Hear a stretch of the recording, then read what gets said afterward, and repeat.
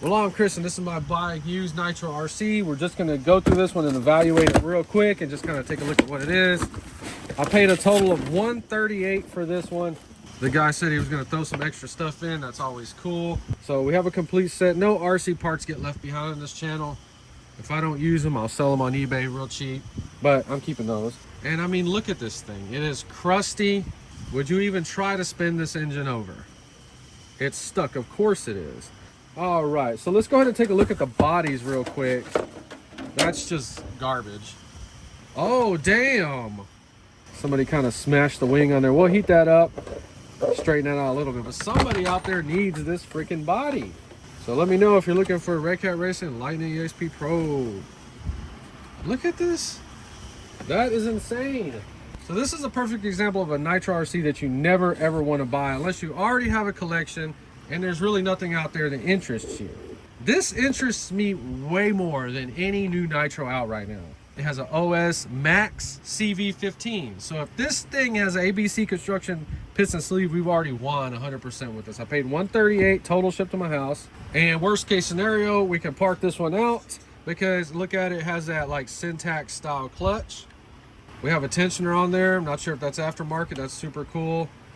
Everything seems to move, differentials, everything seems to work. So let's just go through this car. Let's just get it ready so that you can understand how I restore these. I dive straight into the engine. We need to make sure the glow plug hole is not stripped. The condition of the glow plug hole, does it have a gasket on there? You know, so this is a bittersweet sign because you see how clean it looks. So maybe this thing is worn out. They had one last attempt trying to put a new glow plug in there, couldn't get it started, and then it just slowly disappeared out of their life. It's at top dead center. Putting nitro fuel down this is not going to do anything. All right, so right off the bat, what do you see there? We have an ABN sleeve. So that's really where you need to focus your attention now. We need to get this engine apart right now. Pull that sleeve, because if that piston and sleeve is bad, it's pretty much a junk engine. It's a dead project. So let's just go ahead and get the freaking thing off. You know, so the chassis is actually very, very impressive. I think even if they run them indoors, they'll still kind of screw this up. So, I mean, so I don't know if this was a kit or a ready to run. So you may have had to add all your stuff. I have no idea what pipe this is. It has some JB weld on there. So OS Max 15 CV, got the OS carburetor on there. That's freaking a sweet deal already. The little clutch seems to be all intact. I really don't know anything about these style yet. Hopefully it's just a bearing or a washer that's blown off the front. Thing is locked at top dead center. So you see me in my videos, I always just hit it with a torch like this, but I'm looking at this stuff first and making sure there's not anything on here that's gonna melt. We need that little boot around that carburetor. Don't think I come in here like an idiot not thinking about stuff like that. I always think about this. Think it's gonna be good or bad? Okay. So it's, as much as I wanted it to move, I didn't want it to move that easy. So it feels like it's already cooked. But we don't know yet. So once I get everything opened up, I just give it a bath in WD-40. So another thing is the gasket. We have a little gasket right there. So we have to be careful when we clean this, not to destroy that.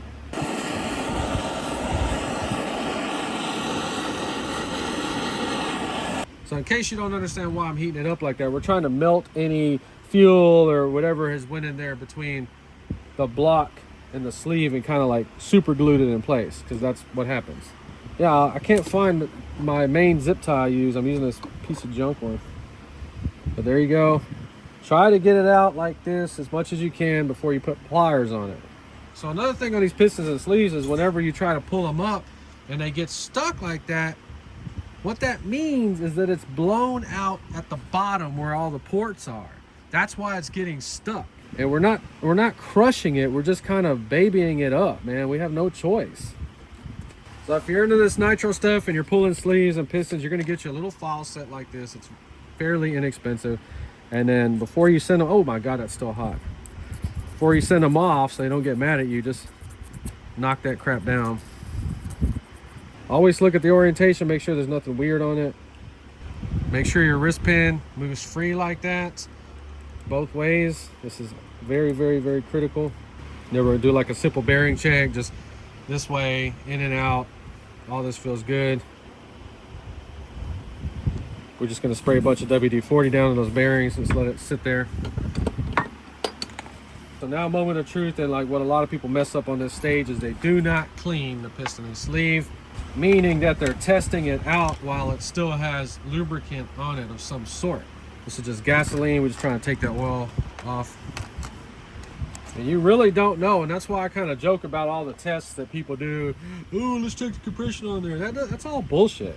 Yeah, so that kind of test, that's only if you know you got this from a real RC Nitro guy that takes this stuff seriously. Yeah, that test is going to tell you the compression on it, but if you're getting these from random people, you have no idea. This is the only test you can do in that situation. So we got all the oil lubricant off. First thing, you're looking for scratches. So we don't have any scratches on this. This is already a win. You have to put everything in the correct orientation. So now that we have it clean, we can do the correct test on there. And you just, with normal pressure, maybe about 10 foot-pounds, don't go crazy, just try to push it as high as you can. And then just kind of play with it like you're running the engine. Does it abruptly stop, or does it kind of transition easy into a stop? This one kind of abruptly stops. So if you take apart an ABN sleeve like this and it goes up that high, you are just wasting your time if you try to run this thing. I'm just going to send this to Ray Racing. Hopefully he'll be able to resize it. I've already had 4 ABN sleeves successfully resized. So let's go ahead and give these freaking screws a spray with WD-40. Can't do any more harm to them. So I have never even heard of this at all. This just goes in the junk box. All right, throttle servo works, steering servo. Kind of move stuff around. Oh, get that bitch out of there. All right, throttle servo's good. That's awesome. We need to do a little further testing on the steering servo. Oh, damn. Remember when they had this on there? It's like when I was a kid. So always remember, don't throw this stuff away. You can always use these plugs on something else. That little red plug. Fuel tanks I take very seriously. We need to go in there and clean this out. I hope it doesn't have any leaks. Everything looks good on it. It looks nice. So anytime you have carbon fiber pieces or fiberglass, always look at them extra close, because when you're putting it back together, you're going to find that little tab broke off or cracked, and it just really makes you feel sick to your stomach. So these look like they're off of a freaking Traxxas. So stuff like this, believe it or not, since it's Tamiya and it's old, could be worth something. So on a rainy day, I'll just clean these up a little bit, put them on eBay, you know, $15, buy it now, free shipping. So all my RC cars get taken down all the way apart. Kind of like one of those everything is for sale kind of person.